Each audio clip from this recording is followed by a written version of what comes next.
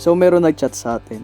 Ang sabi niya, Boss Aero, meron na ako nagugustuhan na babae sa school ko. Nagchat na kami pero hirap na hirap ako i-maintain yung convo namin kasi sobrang dry niya mag-reply. Pero consistent. 2 weeks na po kami nag-uusap. Ano po kaya ang pwede kong gawin? Hindi namamatay yung convo namin pero feeling ko ang bigat. Though I want to be persistent and pursue her. Okay, sagutin natin yan. Kung dry siya mag-reply pero consistent, ibig sabihin yan, hindi ka naman niya totally ini-ignore. Kasi tandaan mo, kapag ayaw talaga ng babae, madali lang sa kanang mawala.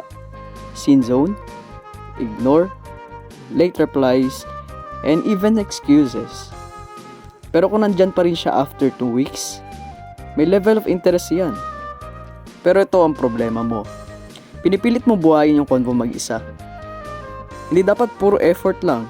Kasi kapag ikaw ang lagi nagbubuhat, mapapagod ka talaga. So ito ang kailangan mong gawin. Number 1. Bawasan mo ang overchatting. Huwag kang laging available buong araw. Huwag bawat oras may message. Bakit? Kapag sobra kang present, nawawala yung excitement. Nagiging routine ka lang. Minsan, naiisip din ng babae na wala kang sariling buhay. Kapag may konting space, nagkakaroon siya ng chance na ikaw naman ang kanyang hahanapin. Number 2. Ayusin mo naman yung topics nyo. Kung paulit-ulit ka lang sa kumain ka na, ano ginagawa mo? Mabilis talaga mamamatay yung convo. Try mo yung interesting questions. Anong bagay gusto mong gawin bago magtapos yung taon? Anong place yung gusto mong puntahan ngayon?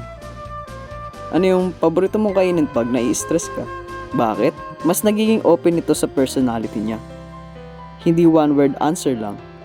Mas may chance na humaba yung usapan, kumbaga. Number 3. Observe kung may effort siya. Tignan mo kung nagtatanong ba siya pabalik.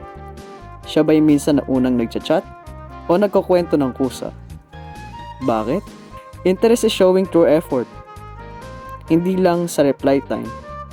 Kahit tahimik ang babae, kapag interesado yan, may paraan siyang mag-invest. Number 4.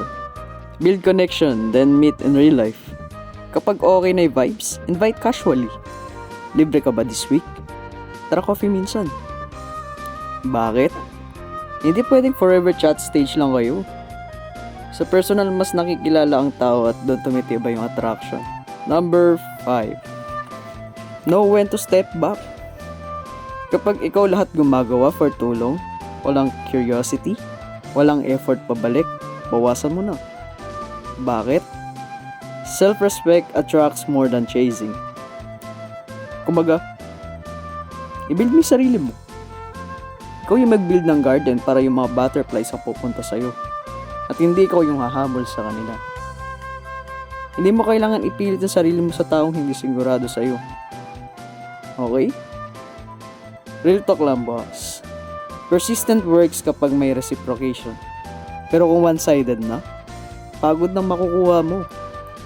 Boss, kung gusto mo ng totoong advice tungkol sa babae, ligawan, confidence, at modern dating, follow mo na to ngayon. Araw-araw may real talk para hindi puro hula sa mixed signals. At kung may sarili kang sitwasyon, comment mo lang. Boss Aero, pa-advise. Baka ikaw na ang next na content ko. Salamat mga bossing.